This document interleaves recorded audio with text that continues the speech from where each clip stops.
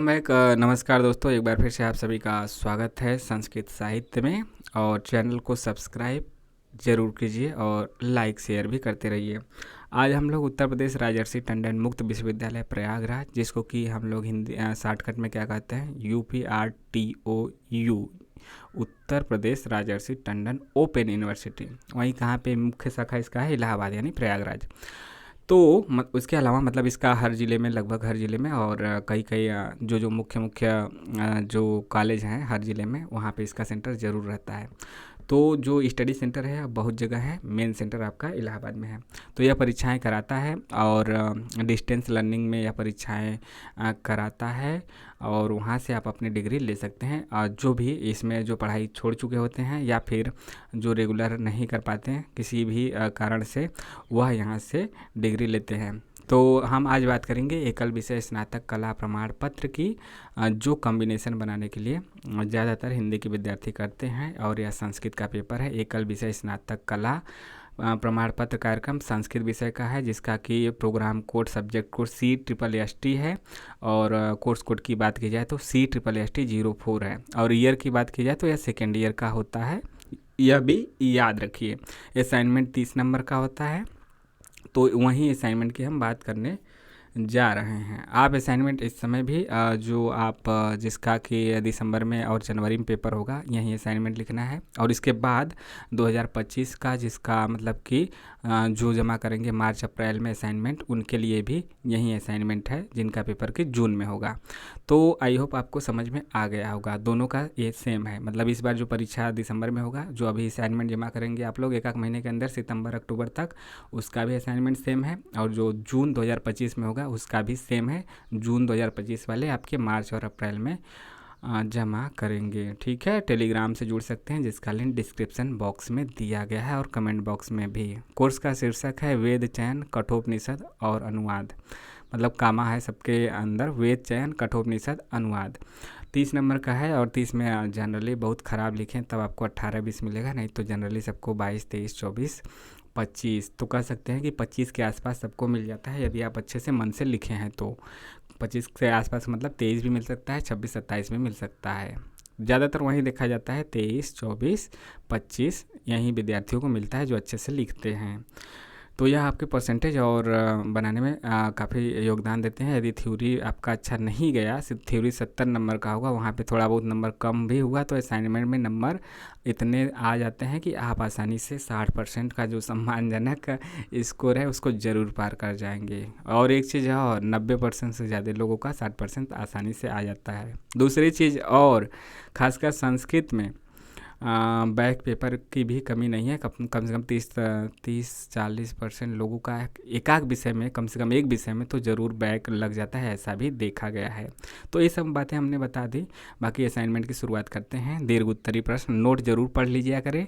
दीर्घ उत्तरी प्रश्नों के अपने उत्तर 800 से 1000 शब्दों में लिखना है। सभी प्रश्न अनिवार्य है, 2 खंडों में विभक्त है, खंड अ और खंड ब, सेक्शन ए सेक्शन बी। तो यह 18 नंबर का है, यानी 6 नंबर का है, यानी कि यह दीर्घ उत्तरी है। तो इसको 800 से 1000 शब्दों में लिखना है। कहने का मतलब कि 3 से 4 पेज, कम से कम 4 पेज मान के चलिए।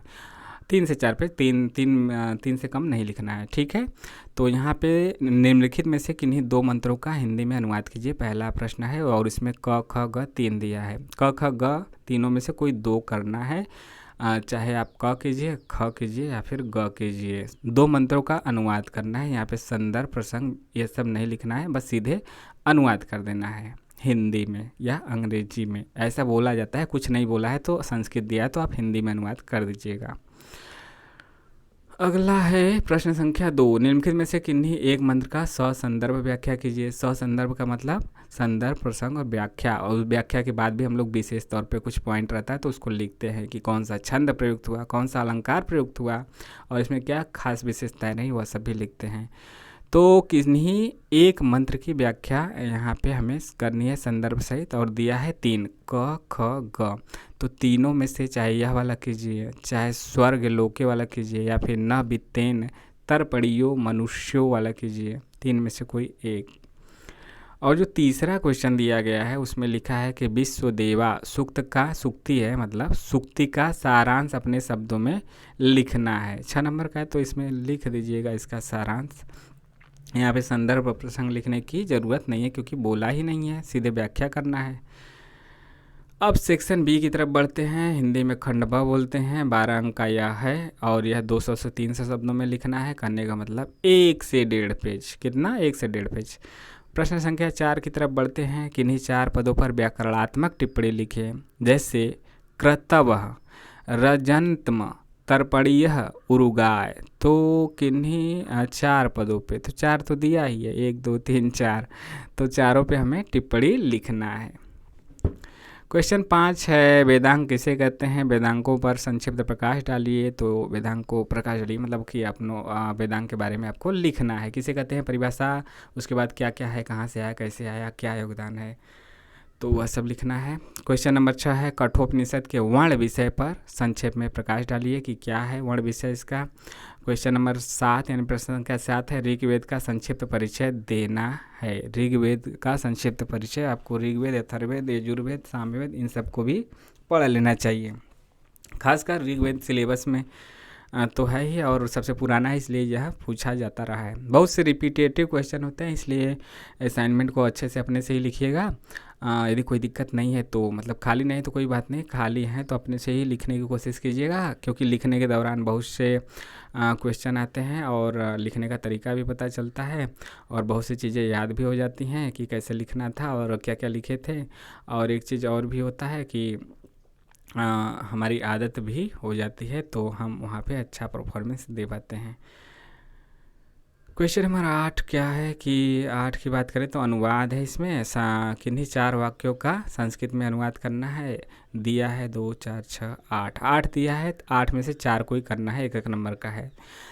क दिया है मतलब हम सब पढ़ देते हैं, कोई 4 ही करना है। प्रयाग के चारों ओर वन है, राम पिता का अनुकरण करता है, स्त्री को आभूषण अच्छा लगता है, आलस्य मनुष्य का सबसे बड़ा शत्रु है, ब्राह्मण को प्रतिदिन दान देना चाहिए, हिमालय पर्वत के उत्तर की ओर स्थित है, सड़क के किनारे वृक्षों से पत्ते गिर रहे हैं और ज है शत्रु आँख से काना है। तो इनका सभी का अनुवाद करके हमें लिखना है।